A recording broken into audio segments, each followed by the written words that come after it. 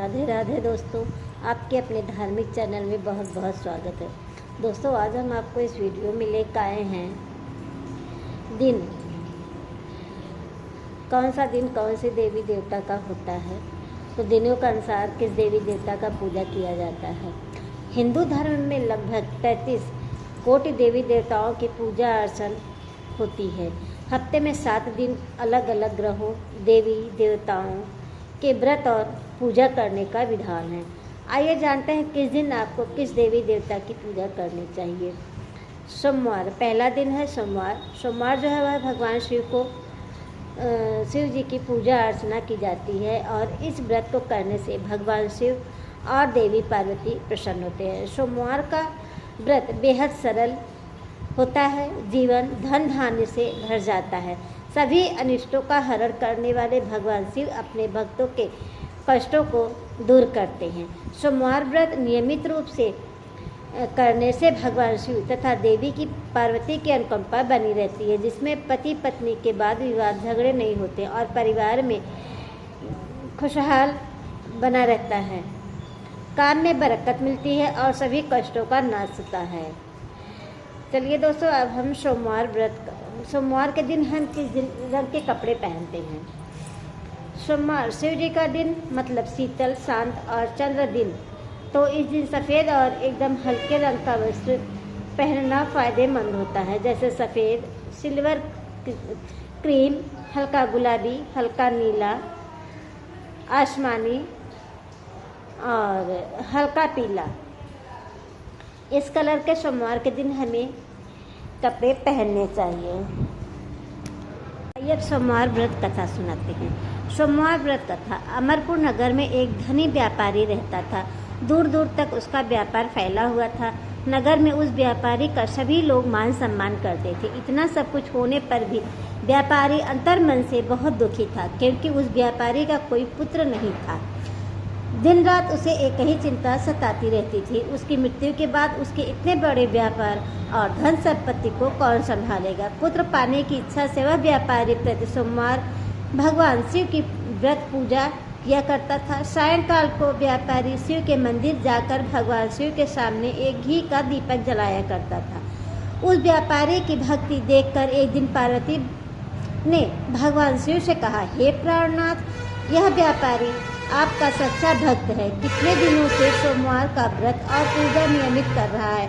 भगवान आप इस व्यापारी की मनोकामना पूर्ण करें। भगवान शिव ने मुस्कुराते हुए कहा, हे पार्वती, इस संसार में सबको उसके कर्म के अनुसार फल की प्राप्ति होती है। प्राणी जैसा कर्म करते हैं उन्हें वैसा ही फल प्राप्त होता है। इसके बावजूद पार्वती जी ने नहीं माने। उन्होंने आग्रह करते हुए कहा, नहीं प्राणनाथ, आपको इस व्यापारी की इच्छा पूरी करनी ही पड़ेगी। यह आपका अनन्य भक्त है, प्रति सोमवार आपका विधिवत व्रत रखता है और पूजा अर्चना के बाद आपको भोग लगाकर एक समय भोजन ग्रहण करता है। आपको इसे पुत्र प्राप्ति का वरदान देना ही होगा। पार्वती का इतना आग्रह देखकर भगवान शिव ने कहा, तुम्हारे आग्रह पर मैं इस व्यापारी को पुत्र प्राप्ति का वरदान देता हूँ, लेकिन उसी रात पुत्र 16 वर्ष से अधिक जीवित नहीं रहेगा। उसी रात भगवान शिव ने स्वप्न में उस व्यापारी को दर्शन देकर उसे पुत्र प्राप्ति का वरदान दिया और उसके पुत्र के 16 वर्ष तक जीवित रहने की बात बताई।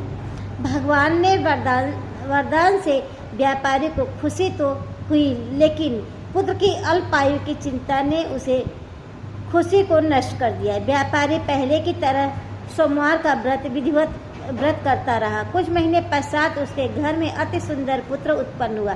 पुत्र जन्म से व्यापारी के घर में खुशियां भर गई। बहुत धूमधाम से पुत्र का जन्म समारोह मनाया गया। व्यापारी को पुत्र जन्म की अधिक खुशी नहीं हुई, क्योंकि उसे पुत्र की अल्प आयु के रहस्य का पता था। यह रहस्य घर में किसी को नहीं मालूम था। विद्वान ब्राह्मणों ने उस पुत्र का नाम रखा अमर। जब अमर 12 वर्ष की आयु हुआ तो शिक्षा उसके लिए वाराणसी भेजने का निश्चय किया। व्यापारी ने अमर के मामा दीपचंद को बुलाया और कहा कि अमर को शिक्षा प्राप्त करने के लिए वाराणसी छोड़ दिया जाए। जाओ अमर के मामा के साथ शिक्षा प्राप्त करने के लिए चल दिया। रास्ते में जहाँ भी अमर को दीपचंद रात्रि विश्राम के लिए ठहरते, वहीं यज्ञ करते और ब्राह्मणों को भोजन कराते। तभी लंबी आयु के बाद अमर और दीपचंद एक नगर में पहुँचे। उस नगर के राजा की कन्या के विवाह की खुशी के रूप में नगर को सजाया गया था। निश्चित समय पर बारात आ गई, लेकिन वर का पिता अपने बेटे के आग से काने होने के कारण बहुत चिंतित था, जो इस बात का भय सता रहा था कि राजा को इस बात का पता चलने पर कहीं वह विवाह से इनकार न कर दे, इससे उसकी बदनामी होगी। वर के पिता ने अमर को देखा तो उनके मस्तिष्क में एक विचार आया। उसने सोचा कि क्यों न इस लड़के को दूल्हा बनाकर राजकुमारी से विवाह करा दूं। विवाह के बाद उसको धन देकर विदा कर दूंगा और राजकुमारी को अपने नगर में ले जाऊंगा। वर के पिता ने इसी संबंध में अमर और दीपचंद से बात की। दीपचंद के धन मिलने के लालच में वर के पिता की बात स्वीकार कर ली। अमर को दूल्हे के वस्त्र पहनाकर राजकुमारी चंद्रिका से विवाह करा दिया गया। राजा ने बहुत सा धन देकर राजकुमारी को विदा कर दिया। अमर जब लौट रहा था तो सच नहीं छिपा सका और उसने राजकुमारी की ओढ़नी पर लिख दिया, राजकुमारी चंद्रिका, तुम्हारा विवाह तो मेरे साथ हुआ था। मैं तो वाराणसी में शिक्षा प्राप्त करने जा रहा हूँ। अब तुम्हें जिस नवयुवक की पत्नी बनना पड़ेगा वह कान्हा है।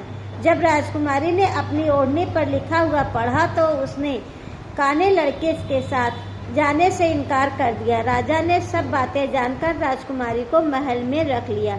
उधर अमर अपने मामा दीपचंद के साथ वाराणसी पहुंच गया। अमर के गुरुकुल में पढ़ना शुरू कर दिया। जब अमर की आयु 16 वर्ष पूरी हुई तो उसने एक यज्ञ किया। यज्ञ की समाप्ति पर ब्राह्मणों को भोजन कराया और खूब अन्य वस्त्र दिया। रात को अमर अपने शयन कक्ष में सो गया। शिव के वरदान के अनुसार शयनावस्था में ही अमर के प्राण पखेरु उड़ गए। सूर्योदय पर मामा अमर को मृत देखकर रोने पीटने लगा। आसपास के लोग भी एकत्र होकर दुख प्रकट करने लगे। मामा के रोने विलाप करने के स्वर समीप से गुजरते हुए भगवान शिव और माता पार्वती ने सुन ली।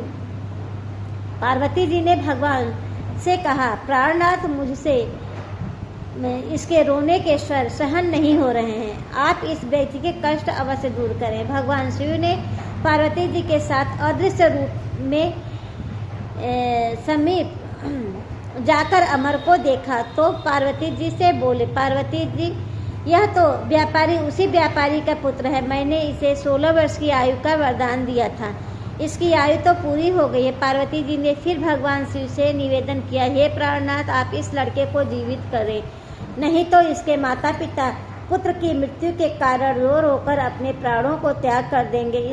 इस लड़के का पिता तो आपका परम भक्त है, वर्षों से सोमवार का व्रत रखते हुए आपको भोग लगा रहा है। पार्वती के आग्रह करने पर भगवान शिव ने उसे लड़के को जीवित होने का वरदान दिया और कुछ ही पल में वह जीवित होकर उठ बैठा। शिक्षा प्राप्त करके अमर मामा के साथ अपने नगर की ओर चल दिया। दोनों चलते हुए उसी नगर में पहुंचे जहां अमर का विवाह हुआ था। उस नगर में भी अमर ने यज्ञ का आयोजन किया। समीप से गुजरते हुए नगर के राजा ने यज्ञ का आयोजन देखा। राजा ने अमर को तुरंत पहचान लिया। यज्ञ समाप्त होने पर राजा अमर और उसके मामा को महल ले गया और कुछ दिन उन्हें महल में रख कर बहुत सा धन वस्त्र देकर राजकुमारी के साथ विदा किया। रास्ते में सुरक्षा के लिए राजा ने बहुत से सैनिकों को भी साथ भेजा। दीपचंद ने नगर में पहुंचते ही एक दूत को भेजकर अपने आगमन की सूचना भेजी। अपने बेटे अमर के जीवित वापस लौटने की सूचना व्यापारी को बहुत प्रसन्न हुआ। व्यापारी ने अपनी पत्नी के साथ स्वयं को एक कमरे में बंद रखा था। भूखे प्यासे रहकर व्यापारी और उसकी पत्नी अपने बेटे की प्रतीक्षा कर रहे थे। उन्होंने प्रतिज्ञा रखी थी कि यदि उन्हें अपने बेटे की मृत्यु का समाचार मिला तो दोनों अपने प्राण त्याग देंगे। व्यापारी अपनी पत्नी और मित्रों के साथ नगर के द्वार पर पहुंचा। अपने बेटे का विवाह का समाचार सुनकर पुत्रवधू राजकुमारी चंद्रिका को देखकर उसकी पत्नी का ठिकाना न रहा। उसी रात भगवान शिव ने व्यापारी के स्वप्न में आकर कहा, हे सृष्टि, मैंने तेरे सोमवार के व्रत करने और व्रत कथा सुनने से प्रसन्न होकर तेरे पुत्र की लंबी आयु प्रदान की है। व्यापारी बहुत प्रसन्न हुए। सोमवार का व्रत करने से व्यापारी के घर में खुशियां लौट आई। शास्त्रों में लिखा है कि जो स्त्री सोमवार का विधिवत व्रत करते हैं और व्रत कथा सुनते हैं, उनकी सभी इच्छाएं पूरी होती हैं। ओम जय शिव ओमकारा, ओम जय शिव ओमकारा। ब्रह्मा विष्णु सदा शिव, ब्रह्मा विष्णु सदा शिव, अर्धांगी धारा। ओम जय शिव ओमकारा। एकानन चतुरानन पंचानन राजे, स्वामी पंचानन राजे। हंसानन गरुड़ासन, हंसानन गरुड़ासन, वृषवाहन साजे। ओम जय शिव ओमकारा। दो भुज चार चतुर भुज, दस भुज अति सोहे, स्वामी दस भुज अति सोहे। त्रिगुण रूप निरखता, त्रिभुवन जन मोहे। ओम जय शिव ओमकारा। अक्षमाला वनमाला रुंडमाला धारी, स्वामी रुंडमाला धारी। चंदन मृग मद सोहे, भले शशिधारी। ओम जय शिव ओमकारा। श्वेतांबर पीतांबरी बाघंबर अंगे, स्वामी बाघंबर अंगे। सैनिकादिक गरुड़ादिक भूतादिक संगे। ओम जय शिव ओमकारा। कर के मध्य कमंडलु चक्र त्रिशूल धरिता, स्वामी चक्र त्रिशूल धरिता। जग करिता जग भरिता, जग संहार करता। ओम जय शिव ओमकारा। ब्रह्मा विष्णु सदा शिव जानत अविवेका, स्वामी जानत अविवेका। प्रणवाक्षर मध्य ये तीनों एका। ओम जय शिव ओमकारा। काशी में विश्वनाथ विराजत नदी ब्रह्मचारी, नित उठी भोग लगावत यति भारी। ओम जय ओमकारा। त्रिगुण शिवाजी की आरती जो कोई नरी गावे, स्वामी जो कोई नरी गावे। कहत शिवानंद स्वामी, कहत शिवानंद स्वामी, मन वांछित फल पावत। ओम जय शिव ओमकारा।